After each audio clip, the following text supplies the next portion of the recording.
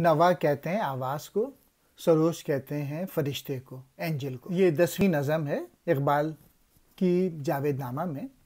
اس میں علامہ اقبال مختلف سیاروں سے گزر رہے ہیں، اور تو پھر ایک جگہ فرشتے یہ میسج دیتا ہے، یہ ہے کہ تو عقل میں زندگی گزار رہا ہے، اور تو قرآن مجید کو بھی عقل سے ہی پڑھ رہا ہے، اور عقل سے پڑھنے کے بجائے دل سے پڑھ اور اس کو سمجھ، عشق کے ذریعے اللہ تعالیٰ کو حاصل کرنے کی کوشش کر، اور تو کوشش کر کہ محنت کرے اور اسٹرگل کر۔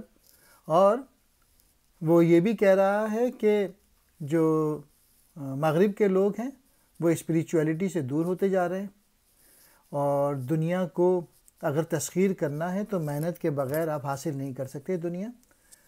اور تو یعنی جو زاہد ہے اس کو کہتے ہیں کہ میں مانتا ہوں کہ خود ہی فانی ہے، لیکن کیا تو بلبلے کے اندر موجود طوفان کو نہیں دیکھتا؟ بلبلہ جو ہے وہ دل کا، اور طوفان عشق کا استعارہ ہے۔ مطلب یہ ہے کہ جذبہ عشق کا ہونا یہ ثابت کرتا ہے کہ خود ہی فانی نہیں ہے۔ اور آخری شعر میں اقبال کہہ رہے ہیں کہ یہ عام قسم کی شاعری نہیں ہے، بلکہ جذبہ عشق سے سرشار ہو کے یہ شاعری لکھی گئی ہے۔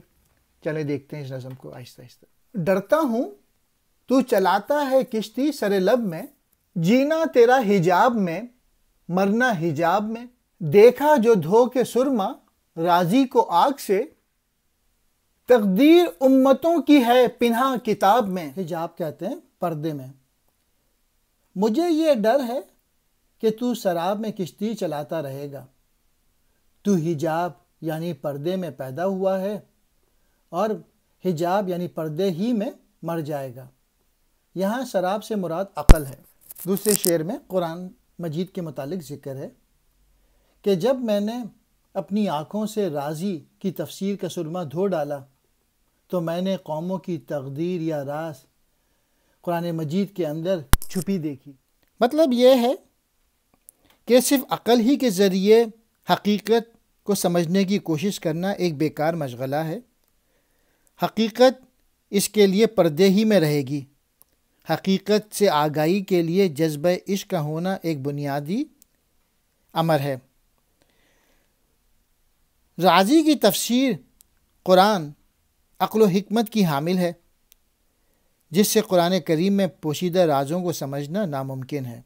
ہاں، اگر یقین کامل اور سچے جذبہ عشق سے مطالعہ کیا جائے تو پھر قرآن مجید کے راز منکشف ہوتے چلے جائیں گے۔ صحرا ہو، کوہ ہو، وادی ہو، کشت ہو، چمن پہ گر، خود پر گرے جو برق، فنا ہو سحاب میں، مغرب میں ایک بشر مجھے ایسا نہیں ملا جس کے مقام شوق نہ آئیں حساب۔ کہتے ہیں بادل کو۔ تو ایک بجلی ہے، تو بادل کے اندر ہی خود پر نہ گر، بلکہ بادل سے باہر نکل کر کھیت، باغ اور کوہ و بیاں پر گر، کیونکہ جو بجلی اپنے اندر ہی گرتی ہے وہ بادل ہی میں مر جاتی ہے یا رہ جاتی ہے۔ پھر اقبال کہہ رہے ہیں کہ میں اہل مغرب میں رہا ہوں، وہاں میں نے بہت جستجو کی، لیکن مجھے کوئی ایسا مرد نظر نہیں آیا جس کے مقامات بے شمار بے حساب ہوں۔